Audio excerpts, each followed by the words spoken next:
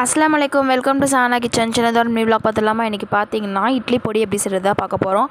அதுக்கு முதல்ல 1 cup of வெள்ளை எள்ளு, நெக்ஸ்ட்டு பார்த்திங்கன்னா 1 கப்பு கடலப்பருப்பு, 2 கப்பு உளுந்து, இது எல்லாத்தையுமே தனித்தனியாக ட்ரை ரோஸ்ட் பண்ணி எடுத்துக்கோங்க. ஸோ நெக்ஸ்ட்டு பார்த்திங்கன்னா ஒரு கொத்து கருவேப்பிலை, அதையுமே நல்லா ட்ரை ரோஸ்ட் பண்ணி எடுத்துக்கோங்க. அது கூட பார்த்திங்கன்னா ஒரு 1/2 டேபிள் ஸ்பூன் சீரகம், 1/2 டேபிள் ஸ்பூன் மிளகு சேர்த்து நல்லா ட்ரை ரோஸ்ட் பண்ணி தனியாக எடுத்து வச்சுக்கலாம். நெக்ஸ்ட்டு பார்த்திங்கன்னா அதே பேனில் துளியோண்டு எண்ணெய் ஊற்றி அது கூட ஒரு கொஞ்சமாக கட்டி பெருங்காயம் இந்த அளவு சேர்த்துக்கோங்க. நெக்ஸ்ட்டு பார்த்திங்கன்னா அதை நல்லா டாஸ் பண்ணி எடுத்ததுமே ஒரு 4 பல் பூண்டு போட்டு அதையுமே நல்லா டாஸ் பண்ணி எடுத்துக்கோங்க. ஸோ எல்லாத்தையுமே ட்ரை ரோஸ்ட் பண்ண எல்லாத்தையுமே இனிமேல் தனித்தனியாக அசம்பிள் பண்ணிக்கலாம்.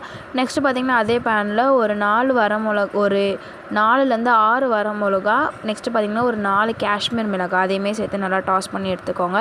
ஸோ டாஸ் பண்ணி எடுத்து எல்லாமே நல்லா ஆறின பிறகு சூப்பராக அரைச்சி எடுத்திங்கன்னா இந்த மாதிரி இட்லி பொடி ரெடி. ஸோ இந்த மாதிரி வீடியோஸ் பார்க்க நம்ம சேனலை லைக், ஷேர், சப்ஸ்கிரைப் பண்ணிவிடுங்க. Until then, this is signing off from Sana Kitchen. Bye.